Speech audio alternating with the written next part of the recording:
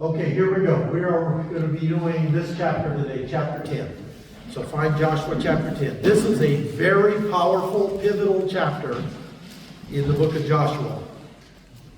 You will know why by the time we are done today. It is one of the longest chapters in the entire book, and we will not take the time to read the entire chapter. We can't. There's just too much in there. I mean, it's got 43 verses, and it is the longest, I believe it's the longest chapter in the book of Joshua.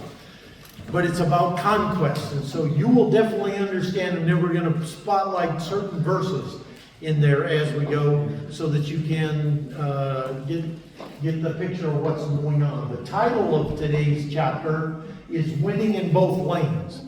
We've all heard the story of the hare and the rabbit, you know, and we all know about that little race and so on. Well, believe it or not, Joshua's going to win in both lanes, and I'm going to explain to you exactly what we mean by that.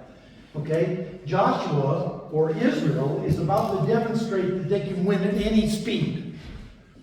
They can win the battle at any speed. They can go slow, they can go fast. In World War II, for instance, Montgomery, the British general, was extra slow, super slow, glacier pace slow in how he did things. Whereas George Patton was like lightning. I mean, the man moved like lightning. He conquered more territory faster than any other general in World War II. And so, but we're going to see today that Joshua is like both combined, that he can win both at a rabbit's pace and he can win at a snail's pace or a turtle's pace if he has to. God's pace up to the point of chapters 1 through 9 have been at baby step pace. Literally baby steps is what God has been having Joshua do in chapters 1 through 9. At least it seems like a baby's pace. But he's about to move at lightning speed. Lightning speed. And we're going to talk about that too. So let's get an idea over there. There's the Holy Land. We're going to grasp the magnitude of chapter 10. Chapter 10's magnitude cannot be overemphasized in the book of Joshua. Okay? First of all, understand as we study, Moses did this.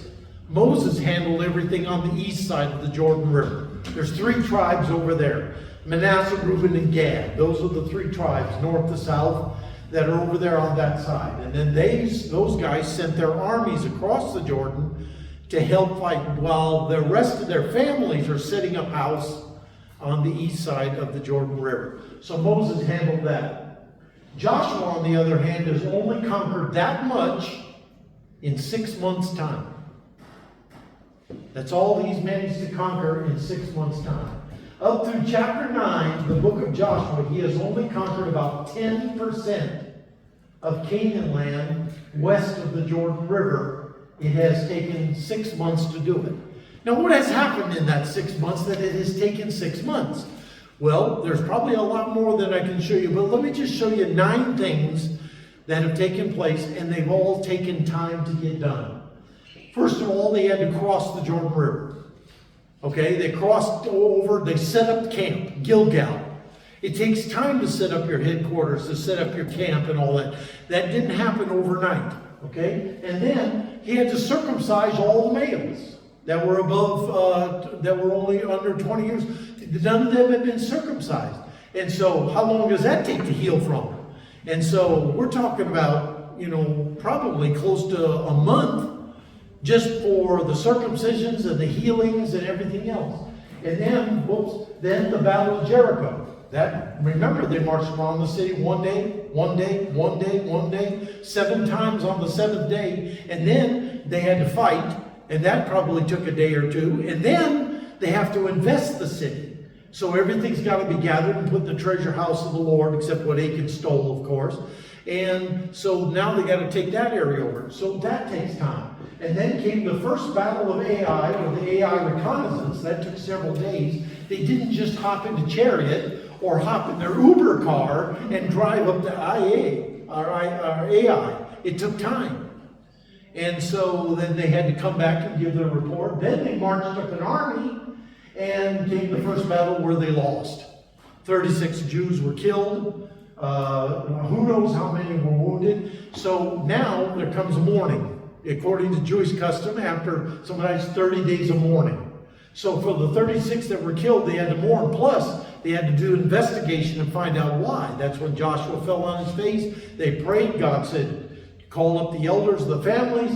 He chose, and it led to Achan. And then they had to serve justice upon Achan and his family. All this takes time. And then came the second battle of Ai. Remember when he went up and he fainted, and he was going to attack, and they came out of the city, and then the 30,000 troops came in from the backside and invested the city and destroyed the armies of Ai and Bethel. And so that takes time. And so then they went up to the hill country and they took Shechem. Shechem was a high-value target to the Jews because why? What were they carrying that made it such a high-value target? They were still carrying the coffin of Joseph that they brought out of Egypt. And so they wanted that. Plus, he built an altar. And what did he do? Remember Mount Ebal and Mount Gerizim? He read all the blessings and cursings. So they had to invest that. All that takes time. And then they come back to camp. And the Gibeonites that traveled all the way around them came in from the east side and said, we be from a far country, all of Gibeah's deceit. And then that took time. So that's why it's taken 6 months. And by the way, I'm being conservative with 6 months. It may have taken longer. So that's a long time. Now, here in chapter 10, he's going to conquer another 60%, approximately 60% of the Holy Land. And he's going to do it in 10 days to 2 weeks. Imagine that now. You conquered 10% in 6 months, and in the next 2 weeks, you're going to conquer another 60% of the Holy Land. Now, I'm telling you, now you understand the tortoise and the hare? They've been moving like a tortoise up to this point, but they're about to move like lightning, okay? And so they're Joshua's blitzkrieg. Joshua's blitzkrieg. And so that's what I call that. But all that's under the orange, that's the area he's about to conquer. Now let's talk more about it. Okay, first of all, Moses took care of that. Okay, now comes 3 and 4. That's in the book of Numbers. Okay, then Joshua. In chapter 10, he's going to conquer sections 3 and 4. Now, this is called the Hebrew blitzkrieg. By the way, blitzkrieg is a German word. Actually, it's a compound word. Okay, blitz. Blitz means lightning. It's the German word for a lightning bolt. Okay, blitz. And then Krieg is the German word for war. So now you know what blitzkrieg means, right? It means lightning war. Okay, well that's exactly what Joshua is about to pull off. Up to this point, he only controlled everything to the right of that yellow bar. That's it. But by the end of chapter 10, he will have gone all the way to there and all the way to there. And it's going to happen like this. So fast that we're going to show you a couple of signs of what Joshua had to do in order to keep moving fast. In other words, he may have been a General Montgomery in number 3, up through number 3. But now, the rest of it, he's going to be George Patton. He's about to move like Patton did in World War II. In fact, blitzkrieg of the Third Reich. Let's talk about that for just a second. Okay? Just give you a little history lesson just so you can understand. What did Hitler do? He moved in what's called blitzkrieg, and he moved so fast that it literally startled the world. It startled the world that any country could do what he did as fast as he did it. He moved in 4 different directions. He moved to the north, the south, the east, and the west, and he did it all like lightning. Okay, to the north, at the same time as everything else was going on, he conquered Denmark, Norway, Sweden, and he brought Finland to their knees. And he did it all at the same time as he was moving to the south. He moved his troops into Africa and conquered everything Morocco, from Morocco to Egypt. And he did it like lightning. And then to the east, he attacked Poland. He moved into Poland and took it all the way up to the non-aggression line with Joseph Stalin. And so he conquered that, and he did it at the same time. And he moved to the west. He moved into France, through Belgium and into France, and he did it all. In fact, he conquered the French so fast that it's almost a joke to this day. I mean, in less than 30 days, France was defeated, okay? In fact, there's an American joke. It's an American joke. Why did the French plant such tall trees along their main avenue called Champs-Élysées? Well, the reason they did is because the German army prefers to march in the shade. Okay? And so that's an American joke. Okay? The French don't laugh. Okay? So don't go tell that in France, all right? Now, why would Joshua come to the aid of the Gibeonites in the first place? I mean, they're a bunch of heathen Gentiles. Because remember, he made an agreement with them. Now he's a little sheepish after it, a little red face, egg on the face after this, that he agreed to it. He bought into their deceit, but he signed an agreement and he's going to keep his word with them as an agreement. So why would Joshua rush to defend the people who manipulated and tricked him in the first place? They're almost getting what they deserve. Because 5 other kings of their own kin, their own culture, okay, said, we don't like that the Gibeonites have signed a peace treaty with Joshua, we're going to kill him. And so these 5 other kings joined their armies together to attack Gibeon. We're going to wipe them out for daring to sign a peace treaty with Joshua, or come to terms, or come to peace with Joshua. We're going to kill them all.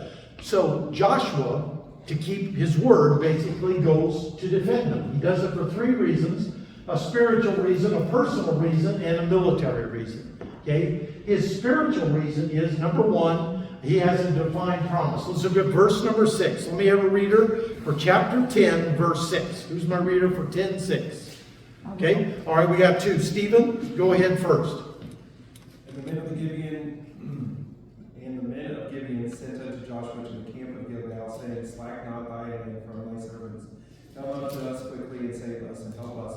For all the kings of the Amorites that dwell in the mountains are gathered together against us. Okay, 5 kings. We'll learn about them in a moment, okay? And so there's a divine promise. And so God tells them, you're going to have victory. So they already know that God's promised victory here. Then there's the word of honor. They gave their word of honor. Why do they have to come defend these? Because they gave their word of honor. You know, keeping your word. You know, it used to be a handshake was enough. It ain't anymore, okay? I mean, we have become so risk averse in this country that they've gotten rid of teeter-totters. You know, whatever happened to the days that, you know, if you jump off that teeter-totter and you break your leg, it's your fault. You know, you're in trouble. No, not anymore. I mean, we're so risk averse. And then not only that, securing gains. Why is he going to help the Gibeonites? Well, he's already gained the land of Gibeon. Why should I let enemies conquer the Gibeonites and take back what I've already won? Even though it was a mistaken peace treaty, and I probably shouldn't have done it, I did it. They surrendered. It's ours. You're not attacking them. You're attacking us. You're attacking us. And so, very important. Now we come to carpe diem. Carpe diem is a Latin phrase that means seize the day. There are times in our lives where things happen, and I mean, you just go and you can see the fingerprints of God all over it, and you just go, I gotta act now. You gotta do it now. Not 5 seconds from now, not 5 days from now. I gotta do it now. Seize the day. Okay, actually the phrase goes all the way back to Julius Caesar, because he's the one that invented carpe diem, to seize the day. And so, seize the day. Joshua's defining moment began in chapter 10, verses 6 through 8. Now let's read verses 7 and 8. Brother Philip, will you read first verses 7 and 8? So Joshua ascended from Gilgal, he and all the people of war with him, and all the mighty men of valor. And the Lord said unto Joshua, fear them not, for I have delivered them into thine hand. There shall not be a man of them stand before thee. You're going to win. You're going to win. That's what he's telling. Wouldn't it be nice going into any battle you knew you were going to win anyway? Ahead of time? I mean, remember this. In Vietnam, now our Army, Navy, Marines, and Air Force never lost a single battle. Not one. Not from the first one in Ia Drang Valley all the way through Hue. They never lost a battle. But we lost the war because of politicians. Okay? So, but I'm going to tell you what, our military did not know they were going to win all these battles. You don't know you're going to win until you get in them and certain things happen. And so this is Joshua's blitzkrieg, okay? Joshua's blitzkrieg.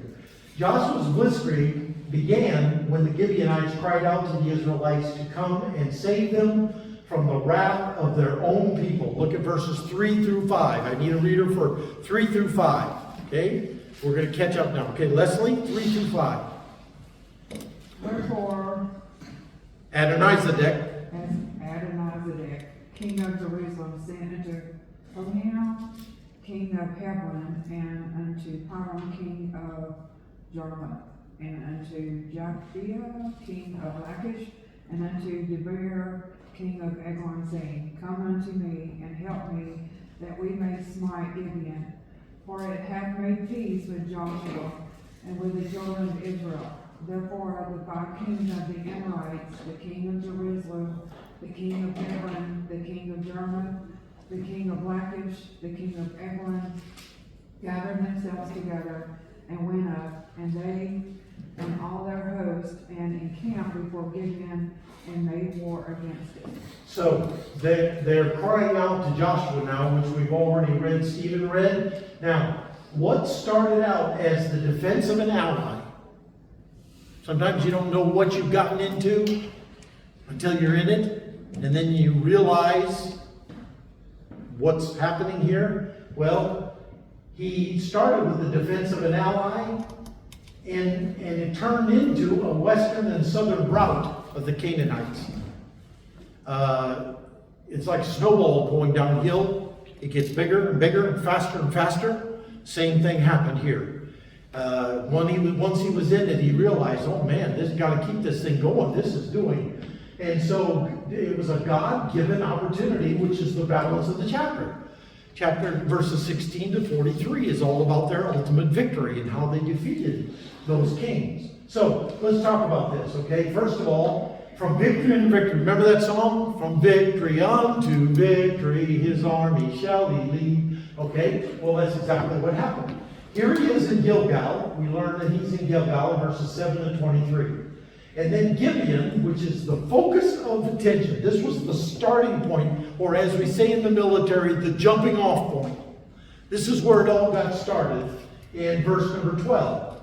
Okay? And these are the 5 kings that chose to attack him. Look at verse number 23.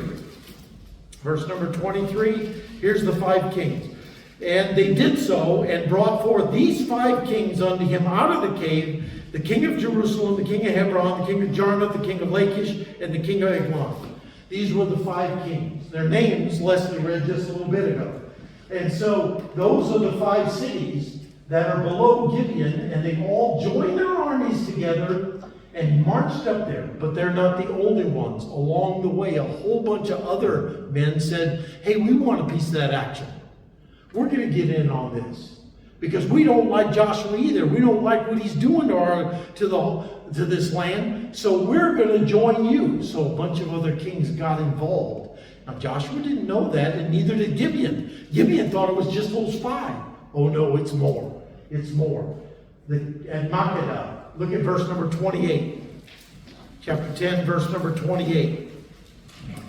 And in that day Joshua took Makkedah, and smote it with the edge of the sword, and the king, he utterly destroyed them and all the souls that were therein. So, Makkedah, right there. And then, Libnah got in on. Look at verse number 29. Verse 29. It says, and Joshua passed from Makkedah and all Israel with him unto Libnah, and fought against Libnah. But that's not the only one. Gezer got in on it. Look what it says in verse 33. It says, and Horam, the king of Gezer, came up to help Lachish, and Joshua smote him and his people until he left him none remaining. And so Debir got in. And look at verse number 38. Over in verse number 38, it says, and Joshua returned and all Israel with him to Debir and fought against it. And that's now, they're still not done. And so look at verse 40 now. First he started defending Gibeon with a central attack. A central attack. Basically from the middle, the hill country, south, toward Hebron. That's where his attack was basically going. Look at chapter 40 and just the beginning of verse 8. So Joshua smote all the country of the hills and of the south and of the vale. And so he's telling you what direction his army was going. After he finished off Gibeon and those kings, he headed south. Well, the kings were running south too. The kings, when they saw they were defeated, ran to Makkedah. Okay, Makkedah, right there. That's where they ran to. And they thought they would hide out in a cave. And we'll talk more about that in a second. But listen, any military person knows if this is the direction of your campaign, your attack, where are you most vulnerable when you penetrate? The sides. Those are called your flanks. And any military man knows you have got to protect your flanks. If you don't protect your flanks, then you're subject to it. The more you extend yourself, you're vulnerable to attack from the side. And they knew that. And so, after he got down here and he heard that the kings were there, look at verse 40 and verse B. It says, and of the south, and of the vale, and of the springs, and all their kings. So now he's got to protect. He protected his Mediterranean flank in verse 40c. It says, and of the springs, and all these kings, and he left none remaining. And he protected his other flank, which is over there where he talks about the vale. The vale is to the east, and the springs are to the west. So what is he doing? He's thrusting through the center, but he's protecting himself on the side of the vale and on the side of the springs. And so he has branched out his army. Now, Joshua's got a big army. Don't forget they had 600,000 fighting soldiers when they left Egypt. He has an army that probably numbers in the hundreds of thousands of soldiers. So there's no shortage of soldiers here. And Joshua knows it, and he's got to protect himself as he drives down the center. And so next stop is down here, verse 41a. It says, and Joshua smote from Kadesh Barnea even unto Gaza. Gaza is over there. That's where they're fighting right now. Funny, you know, things haven't changed. They're still fighting that area over there where the Philistines are. And so they've got over there on that side there. Again, he's protecting his flanks, but he goes from Beersheba and Kadesh Barnea. Kadesh Barnea is down here just off the screen. Just below Beersheba is Kadesh Barnea. And so in 41c goes after that, from Gaza, on all the country of Goshen, even unto Gibeon. And so now he controls everything from down here all the way up to the land of Gibeon. What a conquest. And you realize that it took him only 10 days to 2 weeks to do it. 10% of the Holy Land in 6 months. 60% more than 60% of the Promised Land in less than 2 weeks. So now you understand the tortoise and the hare? He's been moving like a tortoise, but let me tell you something. When God says, go, you go. And that's exactly what he did. Yes, Gary? How big of a land mass is that approximately? Or do you have any idea? Uh, How much area did he cover doing that? It's a lot. It's a lot. You can look it up in your Bible maps, but it's about close to 50 miles from the Dead Sea to the Mediterranean. Something like 50 miles. And so that's still a lot of territory. And remember, they weren't moving in tanks, tracks, jeeps. All on foot. Everything done on foot and on horse. And so this is like this is Kriegs. Okay, this is Blitzkrieg. This is the lightning war. And he did it in 10 days to 2 weeks. So now, that's all that's left. That's all he has left to conquer now.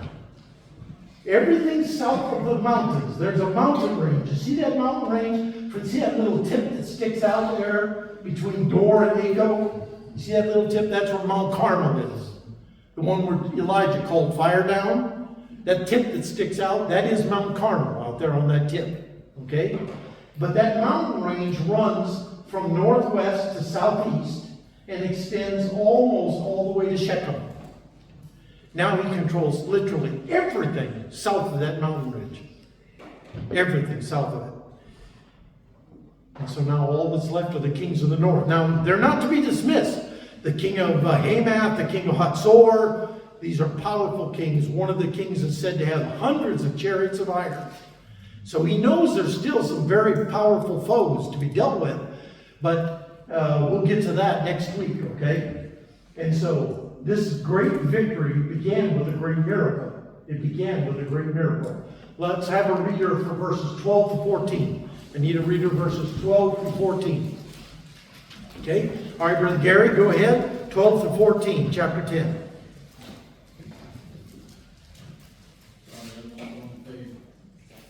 Then spake Joshua to the Lord the day that the Lord delivered up the Amorites before the children of Israel. And he said in the sight of Israel's son, Stand thou still upon Gibeon, and thou moon in the valley of Ajalon. And then the sun stood still, and the moon stayed until the people had avenged themselves upon their enemies. Is not this written in the book of Jashur? So the sun stood still in the midst of heaven, and hasted not to go down about a whole day. And there was no day like that before it or after it, that the Lord hearkened unto the voice of the man, for the Lord fought for Israel. Wow. I mean, and by the way, just prior to that, look what God did. I want you to see, look at verse 11. And it came to pass as they were fleeing, as this army, these 5 kings were fleeing before Israel, in the going down of Beth Horon, that the Lord cast down great stones from heaven upon them, and Ezekah, and they died, and were more which died by the hailstones, or died with hailstones, than they whom the children of Israel slew with the sword. So, listen, you don't have to be a genius to see God's raining down fire and brimstone. Joshua says for the sun to stand still, and it stops in the sky. You think it's time to move? You think it's time to have lightning war? Yeah. If God, what more does he have to do? Have a megaphone from heaven and say, go get them? I mean, that's all you need. He knew. When he saw those miracles, he knew. This is it. This is our moment to strike. And the thing I love about Joshua is he was decisive. When he saw that it was time to go, he went right now. No hesitation. And that was a great thing. My uncle fought with George Patton in the 3rd Army going across Europe. And they called him blood and guts. And Uncle Harry used to say, yeah, our blood, his guts. Okay? But the one thing about it was, when he saw weakness in a line, man, he knew how to invest the enemy. I mean, he set them to running just like rolling a snowball up. I mean, it was just absolutely amazing. And Harry used to say, no matter what, I would rather be with someone that does something like that, because it has got the enemy so scared. They're on the run. It's a lot easier to shoot them in the back than it is for them to shoot at you, with their barrels pointing at you. And so but again, he knew what he was talking about. He was there. So I just took what he said. Now, Gary read and he mentioned the book of Jasher. Now, some have thought, well, that's just the book of Joshua, spelled a little different. No, it's not. It's a completely different book. Well, why isn't it in the Bible? Okay, well, let's talk about it. What exactly was the book of Jasher? It was first known by another name. Okay, it is known by another name. Turn to the book of Numbers, chapter 21. This is the same book, but it's just called something different back here. Moses is the one who started writing it. And it's not the 6th book of Moses, but turn to Numbers chapter 21, and someone read verse 14. Who's got verse 14 for me? Okay, Stephen, chapter 21, verse 14. Wherefore it is said in the book of the wars of the Lord, what he did in the Red Sea, and in the books of our... So what was it called? It was called back then what? Okay, it was called the Book of the Wars of the Lord. Now you need to understand, same book, Book of Jasher. Now the thing is, Jasher at the time was the name of the man who was the secretary or the recorder, the court recorder, if you will, recording these basic events. And how do we know this? It's all recorded in the Talmud. The Talmud tells you exactly what the book of Jasher is. In fact, almost the whole book of Jasher is still available. It's still recorded in the Babylonian Talmud. And so this book was really an annal. Have you ever heard of an annal of American history? Okay? And what it is, it's a state record. in which major Hebrew events were recorded for future historical reference. Not scripture, just a record of things that happened. Okay, have you ever done that? You want to remember things? You know, you jot things down.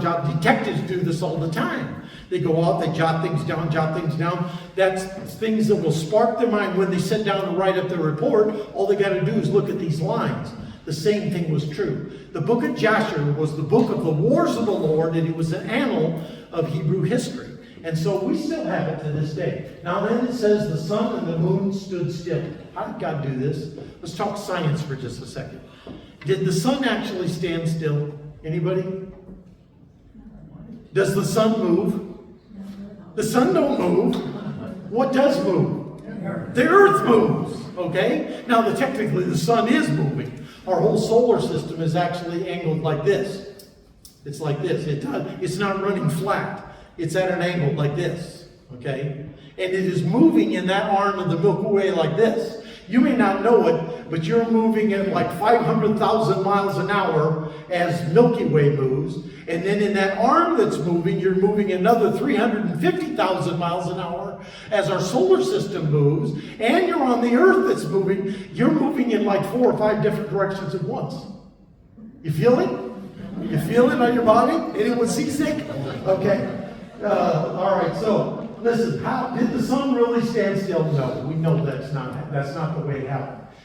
We do know this. This is what we know about the science. The earth rotates at an exact speed of 1,040.4 miles per hour.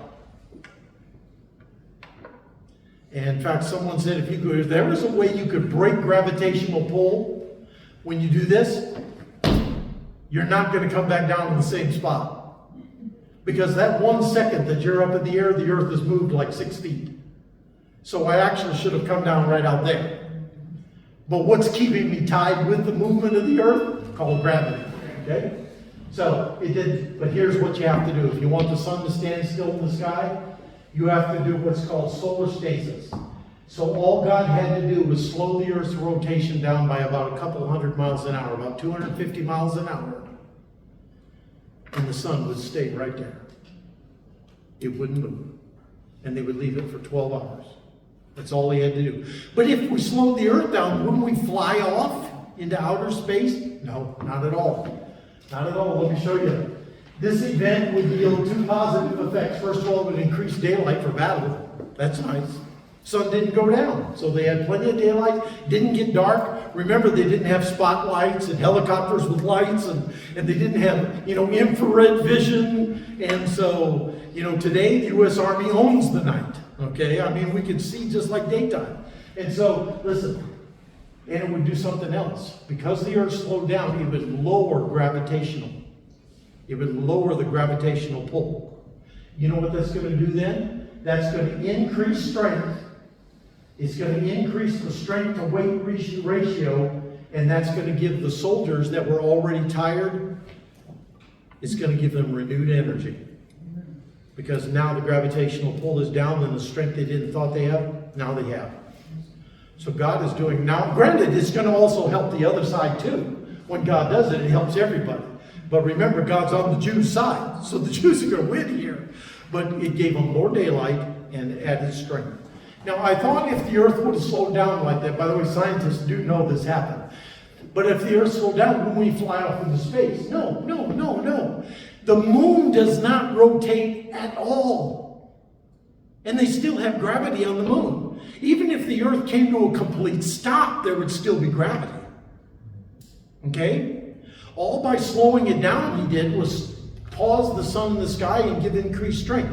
I show you these 2 pictures because you need to understand. When Neil Armstrong, in July 20th, 1969, when that photo was taken, he was carrying, that thing in his left hand weighed about 250 pounds. The thing in his right hand weighed probably about 180 to 200 pounds. And he is carrying, now 1/6 of the gravity on the moon, that's not even rotating, so what's 1/6 of 240? Carrying that thing was like carrying 40 pounds. See the difference?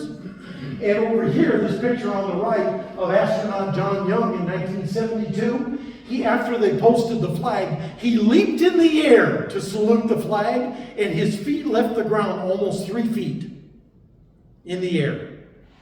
Then they snapped that picture. They snapped it on the way down, okay? Of him saluting the flag. He could vertically leap like that in spite of wearing that big heavy suit. 1/6 the gravity. You see what happens when the gravity is reduced? It's as if your strength increases. And the weight or strength to weight ratio would have helped Joshua on the day of the battle. Now let's take some personal insights. Can God take something bad and turn it into something good? Oh, yeah. Oh my goodness, he's an expert at doing this. He can take trouble and turn it into triumph every time. He took the betrayal or the deceit of the Gibeonites and he turned it into huge victory, blitzkrieg victory, okay? Remember what he did with Joseph? Took something bad, turned it into good, didn't he? Saved the nation of Israel. What about when Ruth came in? Took something bad, the name calling, the poor, so poor they had to pick up gleanings, turned it into something good. What about Daniel getting thrown in the lion's den? Didn't he turn that into something good? Sure did. What about Jesus? I mean, the demons may have rejoiced when they got him on the cross, but they would be crying 3 days later. He turned tragedy into triumph. God knows how to do that. And Romans 8:28 says, we know that all things work together for a certain group of people, for them that love God and are called according to his purpose. The others may not see the good in it. We as believers are commanded to look for the good fingerprints of God in our life. And now staying focused. Let's talk about staying focused. Look at chapter 10. I want you to see something now. We don't have time to read this whole passage. But in chapter 10, they took up hiding, okay? Let's just begin reading verse 16. It says, and these 5 kings fled, and they hid themselves in a cave at Makkedah. And so the 5 kings began running, and they all hid in a cave. As important a prize as these kings are, they knew, Joshua knew, that there were more important fish to fry at that moment. So here's what he told them to do. He said, roll stones in front of the cave's mouth and keep them locked up until we'll get to them later. Right now, we got to keep the army moving. So they had set guards. They rolled stones in front, locked up those 5 kings. And he said, we'll deal with them later. And so he does. When he brought them out, he slew every one of them.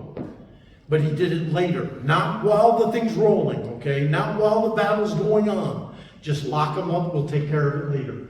That's sometimes we got to stay focused. Sometimes little things get you off track.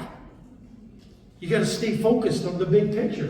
And that's the way it is. I mean, Jacob, he tricked his dad, he tricked his brother. He was a trickster. He was a liar and a cheater, but he didn't like it when it came back. You ever notice that? People that do that to others don't like it being done to them. You ever notice that? And he woke up, and one of the funniest verses in the Bible, I laugh every time I read it. He says, he awoke, and behold, it was Leah. I think that's hilarious. Can you hear his scream? He's screaming out of the tent. What have you done to me? And he says, well, it's not proper that the younger marry before the elder. So you got Leah. And by the way, they show sometimes that, Rachel was, like a 10. She was Miss Universe, and Leah was like very plump. Listen, I want you to know Joshua had been studying every inch of Rachel all those years. If there was one iota of body difference between the two, he would have known. So I'm telling you, Leah must have looked almost exactly like her sister, except when it says that she had, it says she was cute. Instead of beautiful, she was cute. And so, yes, but see, God took that later. You got to keep your focus, so he worked another 7 years to get Rachel. Stay focused. Same thing was true when Paul was heading to Jerusalem. They tried to stop him in Ephesus. He still boarded the boat and left. They tried to stop him in Jerusalem when Agabus came and bound up his hands and said, the man that owns this is going to be bound like this in Jerusalem. Tried to stop him. And he said, what mean you to break my heart weeping like this? He said, I'm ready not only to be bound, but to go to to death if I have to. And so stay focused on the things of the Lord. When men work, they use a sign. Isn't that funny? Women work all the time. Men got to put up a sign. Sometimes when God works, he has to put up a sign too. But most of the time when God works in our life, we have to learn how to connect the dots. Okay? We have to connect the dots. Pharaoh didn't connect the dots and it cost him his empire. Okay? The Canaanites didn't connect the dots. They saw God part the Jordan River. They saw the walls of Jericho fall. And they saw the sun and moon stand still in the sky. And still they did not connect the dots.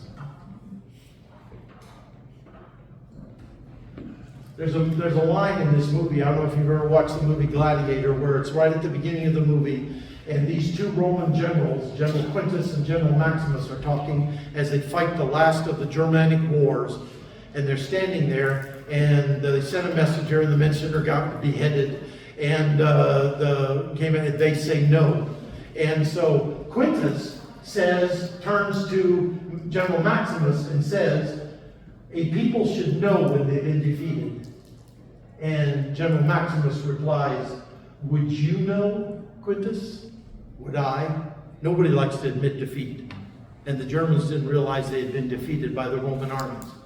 And so, how many are old enough to remember this guy? Remember Anwar Sadat? Yeah, the older folks in here remember him.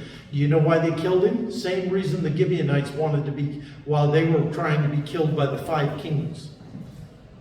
Because they dared to make peace with Israel. And Sadat is the first one country to sign a peace treaty with Israel, and they murdered him because of it. Nobody, you know why this attack's going on right now in Gaza and why they did it? To destroy the Abraham Accords that were signed by Donald Trump. They do not want other Arab nations making peace with Israel. They hate Israel that much. There is a difference, though, between being defeated and awaking to one's spiritual condition in Christ's Salvation Army. The enemies of Gibeon just witnessed how their friends made peace with Israel, and still they will fight and they will never surrender. The enemies. And so a prideful refusal to accept the salvation of the Lord Jesus is going to net all the refusers in the end the same ending as the Canaanites, or worse. Okay? In fact, Jesus scolds them in Luke 24. You fools and slow to believe all that the prophets have said. Because they didn't even believe Jesus had risen from the dead. As he's talking to the 2 guys on the road to Emmaus. He calls them fools. He says, you fools and slow to believe all that the Word of God says. And he, beginning with Moses, preached unto them all the things of the Word of God. So he's telling them they need to wake up. Years ago I wrote this poem, so much of life will pass us by before we know it's there. But what is sad above all else is most don't even care. We often miss opportunities. I called that poem Carpe Diem. Winston Churchill said, a pessimist sees difficulty in every opportunity, an optimist sees opportunity in every difficulty. And Sir Isaac Newton said, a problem is really only a problem when there is no solution. Therefore, in reality, a problem is just a potential for a new opportunity. So we have to move when opportunity knocks. In Joshua chapter 10, a glorious opportunity was dropped in his lap. And he moved like a blitz. Coach Vince Lombardi said, the only place where success comes before work is in the dictionary. You got to work to get it done. And then Jesus told this parable about these guys. He gave 5 to one, he brought back 5. And he gave 2 to another, and he brought back 2.